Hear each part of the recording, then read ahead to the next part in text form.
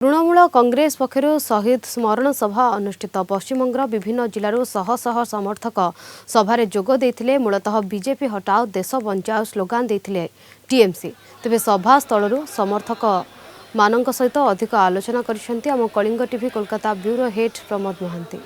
1993 मसीहा ठीक आज दिन 32 वर्ष पूर्वे तत्कालीन युव कांग्रेस सभानेत्री ममता बानर्जी बामफ्रंट सरकार को हटाइबा पई डाकरा देइतिले एवं एही आंदोलन रे जो माने राइटर्स अभियान करथिले सेमान को मध्यरु 13 जन शहीद होइतिले एवं सेही दिन को स्मरण करी प्रति वर्ष एही शहीद स्मरण सभा तृणमूल कांग्रेस पक्षरु पालन करा जाउची। आमे देखिबा पाउछंती मंच रे मुख्यमंत्री ममता बानर्जी उपस्थित अछंती, बहु तृणमूल कांग्रेस रो नेता अछंती एवं प्रत्येक वक्तव्य जे वर्तमान जो बीजेपी सरकार विरोध में स्वर उत्तोलन करने को पश्चिम बंग शांत परिस्थिति सृष्टि करने पुणी तृणमूल कांग्रेस को क्षमता को आनिया को आज के बांगलाय जे नतून करे स्वाधीनता 2011 साले ममता बनर्जीर हाथ धरे एसेছে সেই দিনটাকে উদযাপন করার জন্য প্রতি বছর দিদির ডাকে আমাদের সেনাপতি অভিষেক ব্যানার্জির ডাকে আমরা ধর্মতলায় আজকের দিনে কি চান আপনি? আজকের দিনে আমরা শপথ নিতে চাই 2026 পশ্চিম বাংলা সাধারণ নির্বাচন, সেই নির্বাচনে পশ্চিম বাংলার বুক থেকে ওই জল্লাদ বিজেপিকে আমরা উৎখাত করব। আমরাও চাই আজকের দিনটা আমাদের কাছে হচ্ছে 13 জন শহীদকে আমরা শ্রদ্ধা জানাতে এবং আর আমরা এই বিজেপির বিরুদ্ধে যারা ধর্ম নিয়ে রাজনীতি করছে তাদেরকে আমরা উচ্ছেদ দেখতে চাই। 2026-এ এইখানে দিদি ছিল, আছে, থাকবে।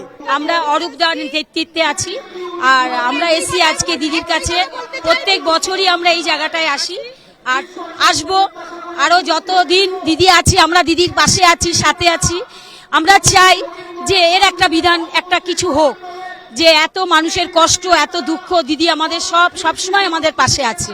আমি এই প্রোগ্রামে প্রতিবার অবস্থান করি। এই বিজেপিকে এখান থেকে আমরা উৎখাত করার একটা মানে শপথ নিয়ে এখান থেকে যাব, এটাই আমাদের মূল উদ্দেশ্য। বিজেপি তো নয় পশ্চিমবাংলা, যেটুক আছে সেটাও থাকবে না, 100 বার থাকবে না। বিজেপির কোনো হিম্মত নাই, কিচ্ছু দেয়নি। সেই বিজেপিকে কেন লোক ভোট দিচ্ছে জানতে পারি না। যেটুক থাকে সেটা আমরা আজকে শপথ নিব, সেটা আগামী দিন একদম শূন্য করে দিব। বিজেপি যে সম্প্রদায়িক দল, এই দলকে আমরা উৎখাত করব। আমরা ধর্মতলা এসেছি যে শহীদের যারা আজকের আমাদের নো ভোট রাজনীতির জন্য লড়াই করেছিলেন, লড়াই করে আজকের আমরা ভোটের অধিকার পেয়েছি। ভুয়া ভোট আমরা দিতে চাই না, আমরা সঠিকভাবে ভোটারদের নিয়ে আমরা বুথে পৌঁছে যাই। তা মাটির মানুষের সরকার আমাদের হয় থেকে মরা পর্যন্ত যে সমস্ত প্রকল্প দিয়েছে তাতে আমাদের সাধারণ মানুষ জেগে উঠেছে। আজকের বিজেপি যদি কোনো দালাল থেকে থাকে দেখুক আমাদের আজকে মানুষ ঢল নেমে গেছে কলকাতা বুকেতে।